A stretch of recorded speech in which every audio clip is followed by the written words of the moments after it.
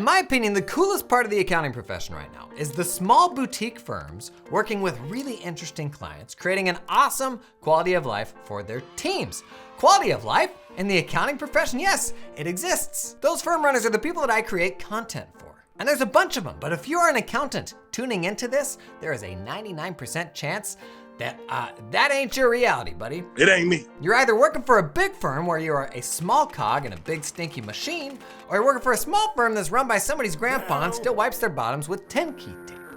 And just to be clear, I'm generalizing. It is not an age thing, and many types of 10-key tapes are actually quite absorbent. So this one is for you, accountants. How to avoid getting chewed up and spit out by crappy old-fashioned accounting firms, brought to you by someone who spent a whole lot of time in legacy accounting firms. So here it is, 7 traps to look out for. Number 1, the old partner track. The good old partner track. The big bosses, they like the cut of your jib. They've taken away the partner card from all those other knuckleheads. They already decided all of those other people, they're on a do not fly list, but you just might have what it takes.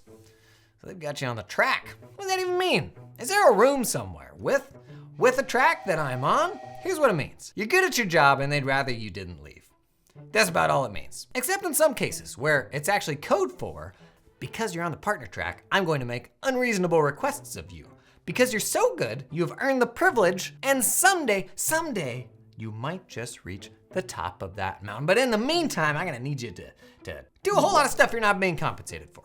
And maybe you'll get there someday, but for now, you're still putting in your years. The arbitrary amount of effort that's required before reaching said threshold. And whether you're at a big firm or a small firm, the problem here you'll usually encounter is that there's somebody in the way that needs to make way for you. And as long as they know you're not going anywhere because you're on the track, why would you ever leave? There's often little incentive for them to make way. And oftentimes as that finish line gets closer, it has a way of simultaneously getting further away. But then when the big day comes, you know the day, the one you've been dreaming about, you get pulled into the office with the big bosses.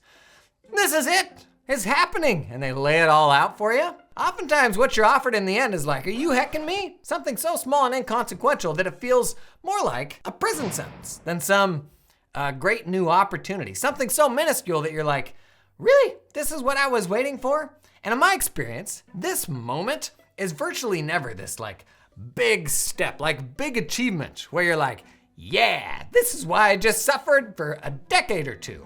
Woo, this one might hurt, but you may need to hear it. If your job sucks, once you reach partner, your job is still gonna suck. It's just gonna be harder to leave now. And you know what game you start playing as soon as you reach partner? You're straight back to trading now for later again. But instead of that later horizon being partner, now that later horizon is your buyout. Oh, buddy, I hope private equity comes through. I hope somebody can buy my firm. At no point in your entire journey should you be trading today for something in the future. But people love to try to get you to do this. You're suffering now for that future possibility. And it is a privilege. Man, this is a big time trap. Particularly if this cycle never ends. If you're good, you need to be compensated and treated for what you're contributing today. There is no future trade-off that ought to diminish like what is acceptable today. And bad firms will take advantage of this loyalty a number of different ways. One being the old family environment. Ever heard that one? We're a family, which is code for, I reserve the right to make wildly unreasonable requests of you at the expense of your actual family. Let's just be really clear here. Your family is your family. Your job is your job. And the worst thing you can do is go to work every day and put on a cape for your work family at the expense of your family. I can tell you in my career, my work family made many more unreasonable requests of me than my family did. So who's the real family? Family? What's up, fam? The last few years, many of these unreasonable requests have stemmed from colleagues leaving, like during COVID. And as a result, you ended up having to carry the team. Actually, even if people didn't leave, this often happens just by default when you are the high performer. You're contributing more than the rest of the team, and somehow that leads to you collecting more and more because you're the only one capable of doing it. Congratulations, you're now the nicest house in the neighborhood. And while there's a version of this that's fine, where you're compensated and rewarded for being a high performer, most of the time you're stuck in the same pay scale as your numpty colleagues putting in your years because you're on the track. And the cycle continues.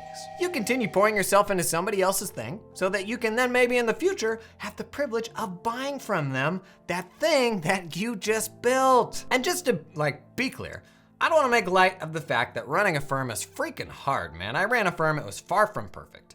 Sometimes stuff happens and it requires people to step up.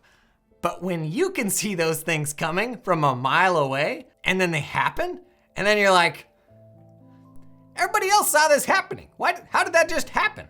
That's just bad management. So why am I pouring my talents into this firm rather than someone else's who would actually value me? Well, oftentimes, it's because the people around you tell you that this firm, man, it's the best of the best. You are so lucky. There are over 100,000 firms in the United States alone, and you're the best one, my gosh.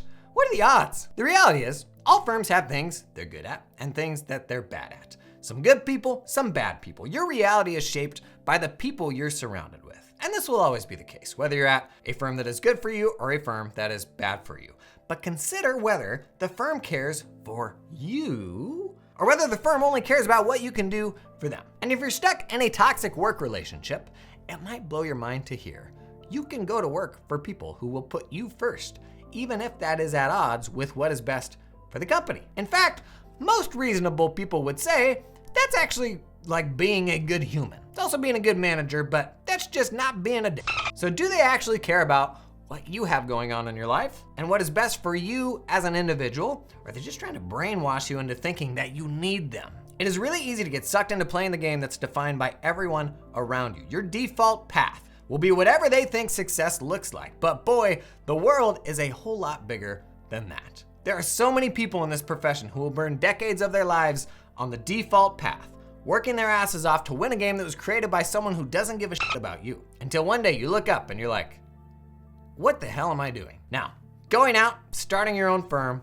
it's not for everyone. But I am convinced that the folks who are defining a more sustainable version of the profession right now are a bunch of upstart accountants building cool firms that are optimized for how do I do this in a sustainable way? And how do I work with clients I actually enjoy that are good human beings? Getting the work done in a way that doesn't run everybody into the ground, where I know everyone's names and we're actually treated as human beings. It's a thing. And if you've never experienced this, you may not believe it's real, but I talk with super cool, super progressive small firms every single day that, man, I would have dreamed of working for when I was early on in my career. Now, if you need help with this, finding a cool firm to work for, we recently kicked off a project that basically helps accountants in my audience go to work for firms in my audience. It's basically a placement agency. My content attracts a bunch of people, tens of thousands of people every single week. I'm kind of a big deal. But the folks that stick around are the progressive, forward-thinking people. And so I want to put those accountants in seats with progressive firms. It's honestly as simple as that. The website's jason.careers. I'll put a link in the description. There are a ton of firms in there already that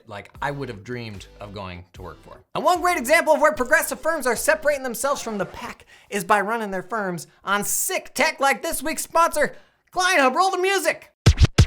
Client Hub is like an actually modern place to run your entire accounting firm. Not this codgerly old tool with a stinky client portal that your clients are gonna hate. It was designed from the ground up to be a space to collaborate with your clients. You got your tasks, you got your client tasks, all in one place. And they're even building a whole bunch of AI wizardry that makes the platform feel like magic. You gonna take it from? Client Hub makes collaborating with clients easy, and it's getting better every day thanks to AI. Take a look at this. You can use Client Hub to write your emails with AI. Write them from scratch. We write them in a different tone. It's like magic. I do like that one. Creating a new project from scratch? Let Client Hub generate the tasks for you. Poof! Poof! It's all part of our vision for how we believe AI will drive success for accounting firms in the future. Head over to clienthub.app to check it out. See ya! Okay, thanks, Wizard Lady. An ad read was always gonna be weird in this video. Now, I personally spent about 15 years in legacy firms. Ended up buying mine, actually. And you can find happiness there, but there are certainly traps to look out for. Now, if you've got any wisdom on this, man, drop that stuff in the comments and you might really help somebody. But if you are stuck in the middle of this, man, don't ever be afraid to put yourself first.